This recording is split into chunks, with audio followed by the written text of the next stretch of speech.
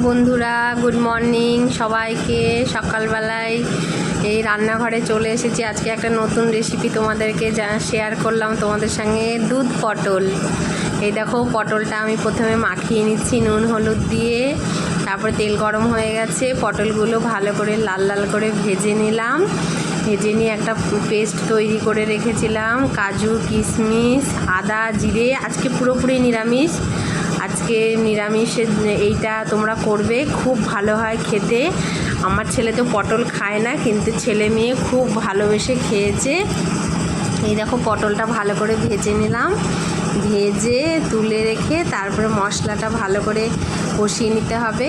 কষিয়ে নিয়ে ওর মধ্যে দুধ দিয়ে দিতে হবে। হেভি হবে খেতে বন্ধুরা, তোমরা করে দেখবে। এই দেখো, পটলগুলো ভেজে রেখেছি, মশলাটাও তেল ছেড়ে দিয়েছে মশলা থেকে। মশলাটা হয়ে গেছে কষানো। এইবার আমি এটার উপরে দুধ ঢেলে দেবো। তোমরা যে কোনো দুধ দিতে পারো, পাউডার দুধও দিতে পারো বাড়িতে যদি গরুর দুধ না থাকে। আমি গরুর দুধ ছিল না, তাই পাউডার দুধ দিয়ে করেছি। অসাধারণ হয়েছে খেতে বন্ধুরা, তোমরা একবার ট্রাই করে দেখো। আমাকে কমেন্টে জানিও কেমন লাগলো করার পরে। দিয়ে পটলগুলো এই দেখো ছেড়ে দেবো। পটলগুলো সেদ্ধ হবে, একটু গ্রেভিটা এতটা ঝোল থাকবে না, টেনে নেবে, একটু গ্রেভি হবে।